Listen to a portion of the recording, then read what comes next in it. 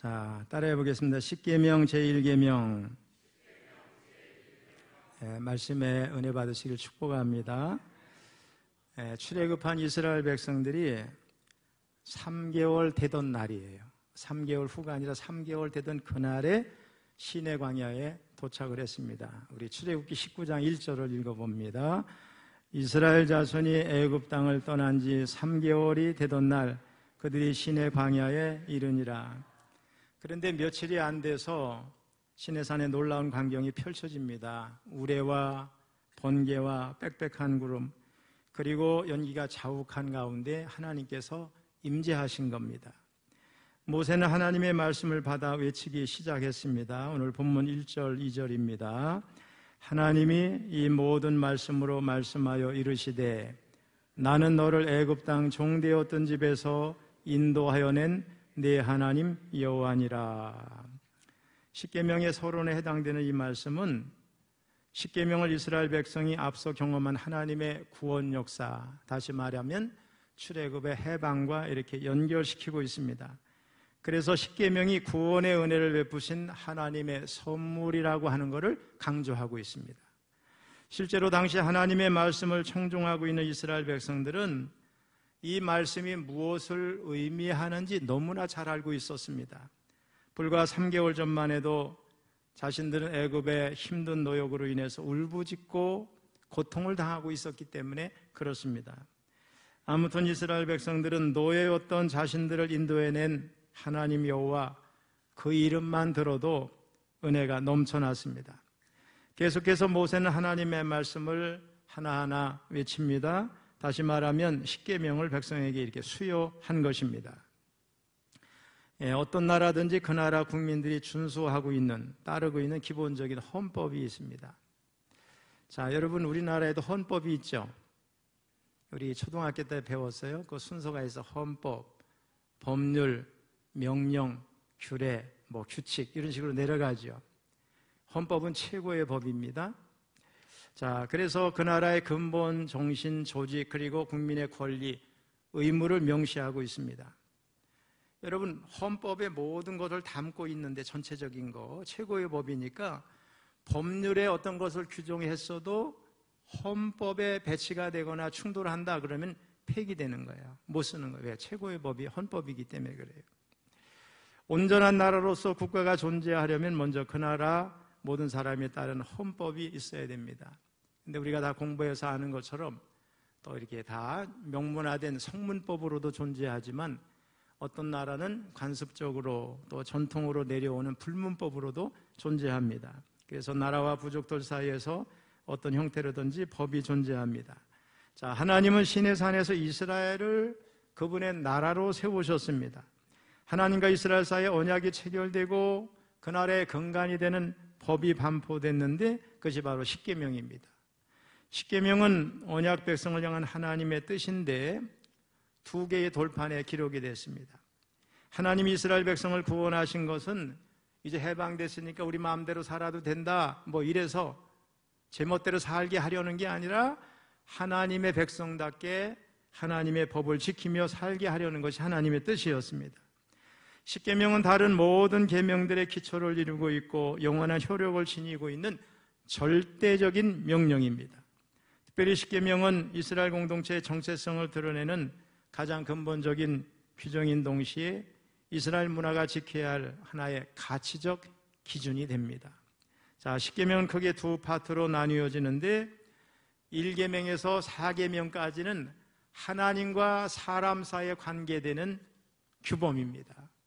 그 다음에 6가지 계명이죠. 5계명에서부터 제10계명까지 6가지 계명은 이스라엘 백성들 사이의 관계에 대한 규범입니다. 이런 구조를 지닌 십계명은 하나님을 향한 수직적이고 종교적인 차원, 또 이웃을 향한 수평적이고 사회적인 차원을 결합시키고 있는 것을 우리가 이해할 수 있습니다. 자, 어느 날 율법 중에서 613가지가 되는 율법 중에서 어느 계명이 큽니까? 하고 바리새인들 중에 한 사람이 예수님에게 물었습니다. 그때 예수님은 십계명의 이중적인 구분을 따라해보세요. 하나님 사랑, 이웃 사랑. 자, 이렇게 요약을 해서 설명을 하셨어요. 자, 성경 읽어봅니다. 시작. 예수께서 이르시되 네 마음을 다하고 목숨을 다하고 뜻을 다하여 주 너희 하나님을 사랑하라 하셨으니 이것이 크고 첫째 되는 계명이요 둘째도 그와 같으니 네 이웃을 네 자신과 같이 사랑하라 하셨으니 이 두 계명이 온 율법과 선지자의 강령이니라. 자, 우리가 여기서 알아야 되는 게 뭐예요? 예수님이 분명하게 말씀하셨죠. 크고 첫째 되는 계명은 하나님 사랑이죠. 이 하나님의 사랑을 순서적으로 우리가 먼저 온다고 생각할 때 둘째 이웃 사랑하고 분리될 수가 없어요. 하나님의 사랑을 알고 그분의 말씀대로 사는 사람이야말로 이웃과의 사랑도 잘 실천하게 될 줄로 믿습니다. 자, 10계명 중 제1계명은 우리 3절에 나와 있는데 다시 한번 같이 읽어봅니다. 시작. 너는 나 외에는 다른 신들을 내게 두지 말라.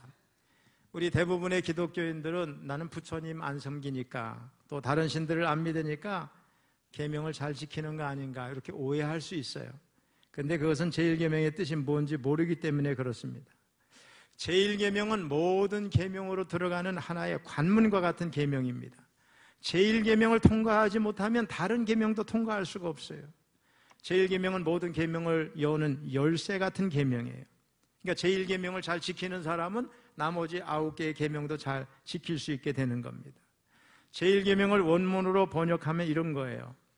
너는 나 외에는 그랬죠. 나 외에는 이 말이 원어에는 내 얼굴 앞에서, 따라해서 내 얼굴 앞에서, 너는 내 얼굴 앞에서 다른 신을 내게 있게 하지 말라는 거예요. 나를 대신해서 나보다 우선해서 다른 신들을 내게 있게 하지 말라. 이 계명의 의미는 한마디로 하나님과 우리 사이에 그 어떤 것도 끼어들지 말게 하라는 겁니다. 마치 결혼식장에서 신랑 신부 두 사람이 결혼 서약하잖아요. 결혼하는가 동시에 두 사람 사이에 또 다른 어떤 이성이 있으면 안 되는 거죠. 오로지 내게 마음을 주고 나만 사랑하고 나만 바라봐야 돼. 결혼 서약과 같은 겁니다. 한순간도 하나님을 잊지 말고 그분과의 사랑 안에서 살라고 하는 완전히 배타적이고 독점적인 사랑입니다. 여러분, 예수 안 믿는 사람들은 왜 이렇게 기독교는 배타적이요 그래요? 어떻게 예수만 믿어야 구원받아? 예수 외에는 다른 구원받을 만한 이름이 없다면서? 근데 여러분, 이 진리니까 우리는 이 얘기를 할 수밖에 없는 거예요. 또 여러분, 하나님 외엔 다른 신이 없어요. 하나님만 사랑해야 돼. 진리를 제대로 아는 사람은 이 배타적인 게 다 이해가 되는 거잖아요. 상대적인 가치에 빠져 있거나 포스트 모더니즘, 또 종교다운주의 이런 거에 이런 사주에 빠져 있는 사람은 절대가 없는 거야. 불행하죠, 여러분. 왜 하나님은 우리의 전 존재를 하나님께 몰입할 정도로 사랑하라고 하실까? 그것은 우리를 하나님의 사랑의 파트너로 삼으시기 위해서입니다. 우리를 그렇게 지으셨고 우리를 그렇게 선택하셨어요. 사람은 이처럼 고귀한 목적을 위해 지음을 받았기 때문에 하나님의 사랑 안에 들어가지 않고는 참 만족도 없고 참 기쁨도 없고 참 평안도 없고 참 행복도 없습니다. 만약에 하나님 외에 다른 것으로 우리가 만족하고 평안을 누리고 기뻐하고 행복할 수 있다면 우리 인간의 행복이 하나님의 뜻이기에 그거 하라고 그럴 거예요. 그런데 여러분, 오직 하나님과의 사랑 안에서만, 주 안에 있을 때만 우리는 행복해요, 평안해요, 감사해요, 기쁨이 넘쳐나게 됩니다. 여러분, 우리 여러분, 세상에 가요들이 다 나쁜 건 아니죠. 어떤 가사는 너무 좋은 게 있어요. 근데 보편적으로 대개 세상 노래는 어때요? 염세적이죠. 부르면 부를수록 우울해지고 불행해지고 자꾸 뭐라 그럴까요? 세상을 비관하게 만들고 그렇잖아요. 우리 교회에서 가끔 평신도 지도자들 야외 가거나 여기저기 가면 우리 교인들이 어떻게 이렇게 노래를 잘하는지 몰라요. 근데 찬송가 부를 땐 입도 잘 안 벌려. 그런데 그렇게 세상 노래를 좋아해요. 근데 저도 어떤 노래를 들으면 곡조도 좋고 가사도 막 울렁대고 말이야. 너무 좋은 게 있어. 근데 그걸 부르면 우리가 염세적이게, 폐쇄적이고 또 비관적이고 이렇게 빠지는 거예요. 근데 하나님의 말씀이나 하나님을 높이는 찬송을 부르면 우리 영이 살아 숨쉬잖아요. 막 힘이 나잖아요. 하나님만 섬기고 하나님만 알면 우리가 행복할 수 있기에 제1계명을 주시면서 세상 어떤 곳에도 너의 마음을 뺏기지 말라, 하나님만 사랑하라 하신 줄로 믿습니다. 너는 나 외에는 다른 신들을 내게 두지 말라. 여기 다른 신들이란 하나님보다 더 사랑하고 섬기는 우상을 가리켜요. 한마디로 제1계명은 우상 숭배하지 말라, 이런 말씀이에요. 자, 우상을 사전적으로 보면 흙이나 나무나 돌이나 금, 은, 동, 철 이런 걸 가지고서 어떤 경배의 대상으로 만든 형상을 말하는 거예요. 구약시대 이스라엘 백성들은 가나안 원주민들이 섬기던 이런 우상들의 홍수 속에서 살았습니다. 그러면 오늘날 현대를 살아가는 사람은 다른가? 그렇지 않아요. 똑같아요. 가만히 보면 우리 주변 이웃들에게도 우상 숭배 행위가 많이 있습니다. 불상을 숭배하고 무속 행위를 하고 고사를 지내고 제사 행위를 하고 다 이게 그런 거 아니겠어요? 여러분, 불교가 저는 종교인지 모르겠어요. 저는 하나의 철학으로 보고 싶어요. 거기 구원자도 없고 구원에 대한 내용이 없어요. 무속신앙 다 귀신 섬기는 거예요. 창조주 하나님을 섬기는 게 아니에요. 창조주를 모르니까. 고사도 지내잖아요. 제사. 여러분, 조선시대에 제사가 있었어요. 고려시대에 없었거든요. 이성계가 혁명을 일으키고 새로운 왕주가 들어서니까 백성들의 마음이 많이 떠나 있잖아요. 고려를 그리워하면서. 이 문제를 해결하기 위해서 제사제도를 도입을 해서 결국은 백성들이 부모에게 효도하고 결국 왕조에 충성하게 하기 위해서 그렇게 했어요. 처음에는 양반들 일부가 지키다가 전체 양반이 지키고 일반인들도 양반 흉내를 내서 양반 임내하고 따라하다가 처음에는 한 번 하다가 두 번 하고 숫자를 많이 할수록 우리가 제대로 된 양반이다 이렇게 드러내기 위해서 거기에 다 빠진 거예요. 근데 오늘날 여러분, 젊은이들 가운데 제사 지내는 사람이 그런 기원을 알고 이 제사가 어떻게 왔는가 알고서 드리는 사람 있나요? 그냥 무조건 하는 거예요. 잘못된 줄도 모르고. 제사를 제대로, 제사 제도를 제대로 알면 얼마나 잘못됐는지 그거 버려야 됩니다, 여러분. 교회 안에서도 우리 중세도 그랬고 지금 캐톨릭도 일부 그래요. 천사나 성자나 성물 숭배가 있을 수 있고, 아울러 사람들 각자 개인에게도 보이지 않는 우상들이 있어요. 곧 능력의 우상, 성공의 우상, 돈의 우상, 성취의 우상, 아름다움의 우상, 결혼과 사랑의 우상, 성의 우상, 이런 것들이 다 이 사람들을 지배하고 있어요. 우리는 분명히 알아야 되겠습니다. 하나님이나 하나님 말씀보다 더 권위 있게 생각하는 거 다 우상인 줄로 믿습니다. 하나님과 하나님 말씀보다 더 사랑하고 의지하고 더 주장받는 것이 있다면 그 역시 우상입니다. 그것이 돈이든 자식이든 자녀든 지식이든 기술이든 명예든 권력이든 사상이든 사람이든 그것이 하나의 취미든 그것을 절대화하면 그것이 우상이 되는 줄로 믿습니다, 여러분. 어쩌면 가장 큰 우상이 자기 자신일 수도 있어요. 자기 생각, 경험, 주장, 논리 등을 절대화시켜서 자신을 모든 행동과 삶의 표준으로 삼고 하나님의 말씀, 하나님을 거부한다면 이게 뭐 자신이 우상이 아니고 뭐겠습니까, 여러분? 우리가 잘 아는 대로 하나님은 이스라엘 백성들이 가나안 땅에 들어간 뒤 우상 숭배하지 말라고 수도 없이 경고하며 말씀하셨어요.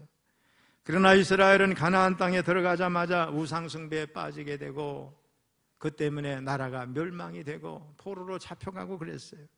그러면 하나님께서 그토록 미워하시는 우상 숭배에 빠지게 된 원인이 뭘까? 한마디로 그것은 경제적 풍요를 바라기 때문에, 그런 욕구 때문에 그랬습니다. 이스라엘이 애굽에서 살았던 400년 동안은 목축업이 주업이었지만 가나안 땅에 들어간 뒤부터는 농사를 짓게 됩니다. 근데 여러분, 처음 하는 농사 방법 잘 모르잖아요. 근데 오랫동안 농사를 지어왔던 가나안 사람들을 보니까 농사를 잘 짓거든요. 농사법을 배우게 됐고 자연스럽게 그들이 풍요를 약속하는 바알 신을 섬기게 된 겁니다. 여러분, 바알이 뭡니까? 바알은 인간이 자신의 욕심을 채우기 위해 만든 가짜 신입니다. 자, 하나님은 한 분이심을 믿습니까? 그러면 우주 만물을 창조하신 분이 하나님이 없지요. 다른 신은 뭘까요? 다 가짜입니다. 우리 이사야 45장 5절을 읽어봅니다. 시작. 나는 여호와라, 나 외에 다른 이가 없나니 나밖에 신이 없느니라. 그만 여기까지 읽겠습니다. 그렇습니다. 우주 만물을 창조하시고 인간의 생사화복을 주관하시는 신은 한 분 하나님밖에 없습니다. 그 외에는 우리를 다 지옥으로 끌고 가는 마귀와 그의 졸개들, 귀신들입니다. 여러분. 그래서 세상의 모든 사람들이 섬기는 게 뭘 섬기는 거예요? 무속인들도 다 귀신을 섬기는 거예요. 귀신, 잡신을 섬기는 거예요. 그런데도 가나안 사람들은 바알이 크게 세 가지 복을 준다고 믿었어요. 바로 비를 내려주고 자녀를 많게 하고 풍요를 약속한다고 그랬어요. 때를 따라 내리는 비, 또 자식의 수가 많으면 농사 짓는 데 도움이 되겠죠. 다 이런 게 중요한 요소가 됐어요. 근데 바알을 섬기면 이 세 가지의 복을 받는다고 하니까 경제적으로 더 풍요하고 더 번영하고 싶은 욕망으로 조금도 망설이지 않고 바알을 섬긴 겁니다. 바알을 위해서 사람들이 어떤 일을 했어요? 바알 신전에 가서 거기 소위 성창이라고 신전에 창녀들이 있었거든요. 매춘행위를 하는 거죠. 바알과 아스다롯 부부신이 인간의 성적인 행위를 보고 기분이 좋아져서 비를 많이 내리게 하고 땅의 소출도 풍성하게 해준다고 생각을 한 겁니다. 어쨌든 인간 안에 있는 가장 근본적인 두 가지 욕심, 돈, 물욕이죠. 또 쾌락, 음욕입니다. 이것을 채우기 위해 바알이라고 하는 우상을 만든 것인데 이건 사탄의 기가 막힌 유혹입니다. 결국 이스라엘은 가나안의 바알 신앙에 빠져들어 비참하게 멸망을 당하고 맙니다. 자, 그런데 그들이 바알을 섬길 때 그러면 하나님을 버렸는가? 바알 신을 섬길 때 하나님을 버렸는가? 아닙니다, 여러분. 하나님을 한 번도 버린 적이 없어요. 열심히 하나님께 제사를 드리며 섬겼어요. 하지만 가나안 땅에서 경제적으로 풍요하게 잘 살려면 바알 신도 섬겨야 된다고 생각을 했기 때문에 하나님도 섬기고 바알도 섬겼어. 소위 뭐예요? 양다리를 걸친 거예요. 혼합주의. 이에 대해서 성경은 이스라엘이 하나님을 버렸다고 말씀합니다. 자, 사사기 2장 13절 읽어봅니다. 시작. 곧 그들이 여호와를 버리고 바알과 아스다롯을 섬겼으므로. 여러분, 주일날 교회 와서 예배하고 주중에 무당도 찾아가고 절간도 찾아가서 빌고 그러면 그 사람이 하나님을 떠난 거예요? 하나님을 섬기는 거예요? 하나님을 떠난 거예요. 또 엘리야는 바알과 여호와 하나님 사이에서 방황하는 이스라엘의 배도를 향해서 강하게 외칩니다. 열왕기상 18장 21절 같이 읽습니다. 엘리야가 모든 백성에게 가까이 나아가 이르되 너희가 어느 때까지 둘 사이에서 머뭇머뭇하려느냐? 여호와가 만일 하나님이면 그를 따르고 바알이 만일 하나님이면 그를 따를지니라 하니 백성이 말 한마디도 대답하지 아니하는지라. 한마디로 양다리 걸치지 말고 하나님과 바알 중에서 참신을 선택하라는 거예요. 여러분 어떻게 했어요? 바알 선지자들이 막 자기를 학대하면서 피를 막 흘리면서 그냥 소리 지르죠. 바알 하면서 하루 종일. 바알이 응답했어요? 안 했어요? 안 했어요. 엘리야가 막 조롱합니다. 야, 더 크게 소리쳐봐라. 너희 믿는 바알 신이 휴가를 갔는지 이사를 갔는지 옆집 놀러 갔는지 낮잠을 자는지. 근데 엘리야가 하나님을 부를 때 불러응답하는 신이 참신이라 백성에게 약속했잖아요. 하나님께서 불러응답해서 재물을 다 태워버리고 맙니다. 그때 이스라엘 사람들이 어떻게 해요? 아, 바알 신은 잘못된 거구나. 전부 바알 선지자들을 때려 죽이게 됩니다, 여러분. 우리는 두 주인을 섬길 수 있다고 생각하지만 하나님은 불가능하다고 말씀하십니다. 마태복음 6장 24절입니다. 시작. 한 사람이 두 주인을 섬기지 못할 것이니 혹 이를 미워하고 저를 사랑하거나 혹 이를 중히 여기고 저를 경히 여김이라. 너희가 하나님과 재물을 겸하여 섬기지 못하느니라. 하나님과 재물을 겸하여 섬길 수 없는 이유는 바로 제1계명을 어긴 우상숭배예요. 양다리 걸치는 것은 하나님을 제대로 섬기는 게 아니에요. 하나님을 버린 것입니다, 여러분. 신앙인에게 있어서 영적인 생활이 먼저라고 하는 원칙은 물질 관계도 포함이 됩니다. 영적인 생활이라고 해서 일상을 포기하고 기도원으로 들어가는 도피적인 은둔 생활이 아니에요. 내 보물이 있는 그곳에는 내 마음도 있느니라. 주님 말씀처럼 하나님을 섬긴다고 하는 것은 물질 차원에서도 증명이 돼야 돼요. 그러므로 11조를 포함한 헌금 생활을 할 때 우리 성도들은 만몬, 다시 말하면 돈을 우리가 만몬을 찾아보면요, 거기에 물질의 신이 이렇게 돼 있어요. 돈이라고 하는 만몬 신과 내가 싸워 이기고 있다고 하는 강력한 증표가 되는 거예요. 하나님을 섬긴다고 하는 거, 일주일에 한 번 교회 와서 예배드리면 다다, 이게 아닙니다. 여기에는 물질도 포함되는 거죠. 구원받은 성도는 벌이 무서워서가 아니고 또 오로지 나만 복받겠다고 11조를 드리는 게 아니죠. 예배 드릴 때 물질을 드림을 통해서 우리는 만몬이라고 하는 물질의 강력한 신과도 내가 싸워 이기고 있다고 하는 것을 드러내는 거예요. 이 물질을 주신 분은 누구예요? 하나님이십니다, 여러분. 적어도 내가 이 땅에 사는 동안 이 물질 때문에 내가 본분을 잃어버리거나 하나님을 잃어버리지 아니하고 삶의 우선순위를 망각하지 않겠습니다 하는 증표가 되는 줄로 믿습니다, 여러분. 우리 하나님은 특별히 그의 백성들의 경제적인 문제에도 관심을 가지고 계세요. 구약의 말씀을 보면 하나님을 사랑하고 마음을 다해 섬기면 비도 적당하게 내려주시고 소출도 풍성하게 해주셔서 결코 줄이지 않게 해주겠다고 약속하십니다. 우리 신명기 11장 13절로 15절을 읽습니다. 내가 오늘 너희에게 명하는 내 명령을 너희가 만일 청종하고 너희 하나님 여호와를 사랑하여 마음을 다하고 뜻을 다하여 섬기면 여호와께서 너희의 땅에 이른 비 늦은 비를 적당한 때에 내리시리니 너희가 곡식과 포도주와 기름을 얻을 것이요 또 가축을 위하여 들에 풀이 나게 하시리니 네가 먹고 배부를 것이라. 반대로 우상을 숭배하면 하나님의 진노를 사서 비도 안 내리고 땅도 소산도 내지 않아서 멸망하게 된다고 말씀했어요. 16절 17절입니다 시작. 너희는 스스로 삼가라. 두렵건대 마음에 미혹하여 돌이켜 다른 신들을 섬기며 그것에게 절함으로 여호와께서 너희에게 진노하사 하늘을 닫아 비를 내리지 아니하여 땅이 소산을 내리지 않게 하심으로 너희가 여호와께서 주신 아름다운 땅에서 속히 멸망할까 하노라. 구약만 그런가요? 신약에도 똑같아요. 하나님은 우리의 영혼을 구원하신 분이시지만 입을 것, 먹을 것, 경제적인 것에 관심을 가지고 계시기 때문에 주님은 이렇게 말씀하시죠. 우리 마태복음 6장 31절로 31절 시작. 그러므로 염려하여 이르기를 무엇을 먹을까, 무엇을 마실까, 무엇을 입을까 하지 말라. 이는 다 이방인들이 구하는 것이라. 너희 하늘 아버지께서 이 모든 것이 너희에게 있어야 할 줄을 아시느니라. 그런즉 너희는 먼저 그의 나라와 그의 의를 구하라. 그리하면 이 모든 것을 너희에게 더하시리라. 무슨 말씀이에요? 먹을 것, 입을 것에 마음을 빼앗겨서 물질을 우상으로 섬기는 게 아니라 먼저 하나님과 그의 나라를 구하는 삶을 살면 하나님이 필요한 모든 것을 다 채워주신다고 약속하고 있습니다. 우리 사랑하는 성도 여러분, 너는 나 외에는 다른 신들을 내게 두지 말라. 이 십계명 제1계명은 나머지 9가지 계명에 영향을 끼치는 근본적인 계명이에요. 제1계명을 잘 지키면 다른 9가지 계명도 잘 지키게 됩니다. 특별히 이 제1계명이 우리에게 잘 자리 잡고 있으면 다른 9가지 계명도 든든하게 서게 됩니다.